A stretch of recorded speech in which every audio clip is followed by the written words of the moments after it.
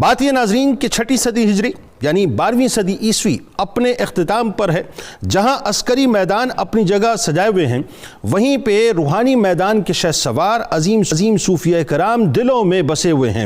کہیں شیخ عبد القادر جیلانی رضی اللہ تعالیٰ عنہ کی نظر کرم سے سلطان صلاح الدین ایوبی رحمۃ اللہ علیہ صلیبیوں کو شکست دے رہے ہیں، تو کہیں خواجہ غریب نواز رحمۃ اللہ علیہ کی بشارت سے شہاب الدین غوری رحمۃ اللہ علیہ پرتھوی راج چوہان کے غرور کو زمین بوس کر رہے ہیں. اور ٹھیک ایسے وقت میں ناظرین قدوۃ الواصلین، سلطان التارکین، سند الاصفیہ، تاج الاولیاء، آسمان چشت کے تارے، خواجہ غریب نواز رحمۃ اللہ علیہ کے راج دلارے، ناگور کے آفتاب، سلسلہ طریقت کے مہتاب حضرت صوفی حمید الدین ناگوری رحمۃ اللہ علیہ سرزمین ہند کے آسمان پر آفتاب طریقت بن کر طلوع ہوتے ہیں، جو نسباً فاروقی ہیں اور مشرباً چشتی ہیں، جن کے والد ولی کامل، جن کی والدہ رابعہ عصر اور حسینی سید ہیں ناظرین، جن کا شمار ان اولیاء کاملین اور صوفیہ راسخین میں ہوتا ہے جن سے نائب رسول فی الہند اس دائمی اعزاز کے ساتھ پیار فرمائیں. جملے سنیں ناظرین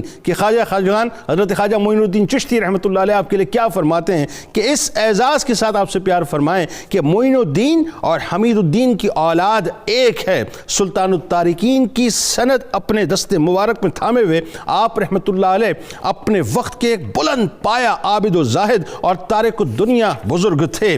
مسلسل 40 برس تک ناظرین، یہ کہہ دینا بہت آسان ہے، مسلسل 40 برس تک بے آب و گیا جنگلاتی سرزمین پر عبادت و ریاضت میں مکمل طور پہ مشغول رہے، یعنی اللہ کی بس عبادت ہی کرتے رہے. یعنی جنہوں نے اپنی زندگی کا بیشتر حصہ ترک دنیا اور فکر عقبہ میں گزارا. مطلب یہ ناظرین کہ وہ دنیا میں تھے تو ضرور، مگر دنیا میں کبھی بھی نہ رہے، یعنی دنیا کبھی بھی ان میں نہ رہی. انتہائی سادہ طبیعت کے مالک، انتہائی سادگی پسند تھے.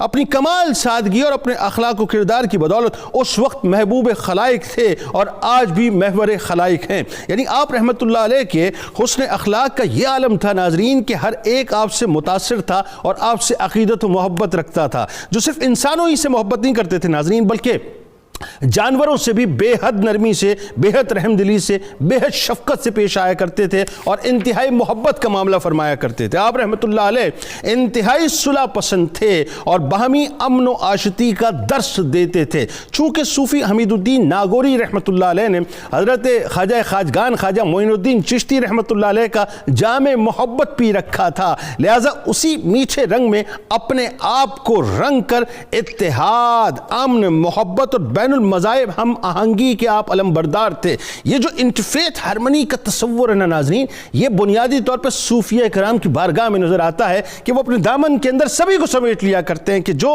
اچھا ہے وہ بھی ان کا ہے اور جو برا ہے وہ تو بدرجہ اولا ان کا ہے کہ برے کو اپنا کر وہ اچھا بنا دیا کرتے تھے. آپ عبادت و ریاضت میں اس قدر منہمک ہو جایا کرتے تھے کہ آپ کو دنیا کی کوئی خبر بھی نہ ہوتی تھی. معرفت کی، قناعت کی، توکل کی انتہائی اعلیٰ منزل پر فائز تھے.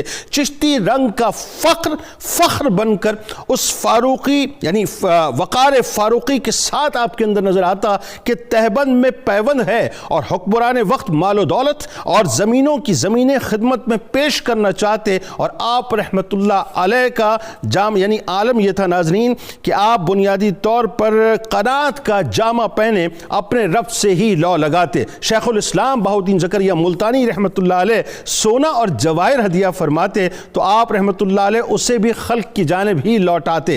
حسن و جمال کے پیکر تھے، خوبصورتی میں اپنی مثال آپ تھے، جہاں سے گزرتے تھے خلق کو اپنا دیوانہ بنا لیا کرتے تھے. یوں سمجھ لیجئے کہ اللہ تعالیٰ نے آپ نے وہ مقناطیسیت اور وہ میگنیٹزم رکھا تھا کہ اس میگنیٹزم کی وجہ سے لوگ آپ کی طرف کھینچے چلے آتے تھے.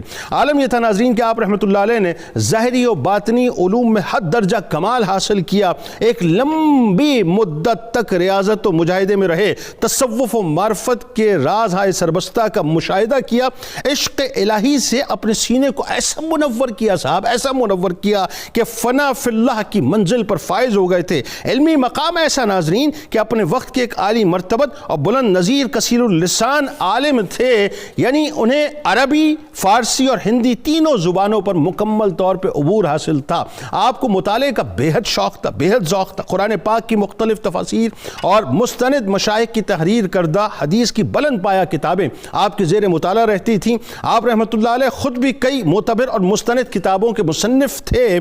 تصوف و سلوک، شریعت و طریقت، تفسیر و حدیث و فقہ اور علم الفرائض آپ کی دلچسپی کے خاص موضوعات تھے۔ آپ بھی ناظرین، یعنی عالم یہ تھا کہ ناگور کے یہ چشتی آفتاب روحانیت کے آسمان پر ایسی آب و تاب کے ساتھ ناظرین چمکتے رہے کہ آج بھی ناظرین ان کی چمک سے ایک خلق فیضیاب ہو رہی ہے۔